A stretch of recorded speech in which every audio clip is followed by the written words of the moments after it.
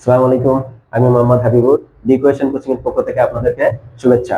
আজকে আমি আলোচনা করব, আমি গত ক্লাসে আলোচনা করছিলাম সেন্টেন্স নিয়ে, আজকে তারই ধারাবাহিকতা। এখন আলোচনা করব হচ্ছে ইম্পারেটিভ সেন্টেন্স। ইম্পারেটিভ সেন্টেন্সের অর্থ হচ্ছে, আমি যদি লিখি, এটার অর্থ হচ্ছে আদেশ, উপদেশ, নির্দেশ, নিষেধমূলক নিষেধমূলক বাক্য। যদি লিখি ওপেন দা ডোর, ওপেন দা ডোর মানে হচ্ছে দরজাটি খুলো। এই আদেশ উপদেশ নিষেধমূলক বাক্য হচ্ছে কাউকে কোনো কিছু করতে নির্দেশ দেওয়া, কাউকে কোনো কিছু করতে নিষেধ করা, কাউকে কোনো কিছু করতে বাধ্য করা, কাউকে কোনো কিছু করতে উপদেশ দেওয়া যে এই কাজটা করো না, এই কাজটা করলে। যেমন একজন শিক্ষার্থীকে যদি বলে যে তুমি পড়াশোনা ভালো করে করো, ভবিষ্যতে ভালো রেজাল্ট করবা, এটা একটা উপদেশ দেওয়া। এটাকে আমরা বলতে পারি কি সেন্টেন্স? Imperative sentence. আমাদের পিতামাতা আমাদের যদি বলে যে তুমি এই কাজটা করলে তোমার যদি খারাপ হবে, ওই কাজটা তুমি করো না, আমরা সেটা উপদেশ হিসেবে নিই।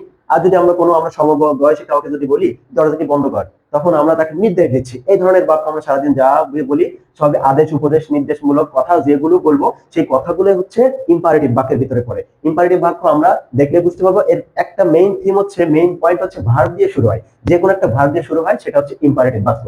ইম্পারেটিভ বাক্য চিনবো আমরা ভার্ব দিয়ে। এই ভিডিও যদি কারোর কোনো প্রশ্ন থাকে, এই ইম্পারেটিভ সম্পর্কে কোনো কিছু জানা থাকে, এবং দিয়ে কোয়েশ্চেন কোচিং সম্পর্কে কোনো কিছু জানা থাকলে অবশ্যই কমেন্ট সেকশনে আপনারা জানাবেন, আমরা উত্তর দেওয়ার চেষ্টা করবো। ধন্যবাদ সবাইকে।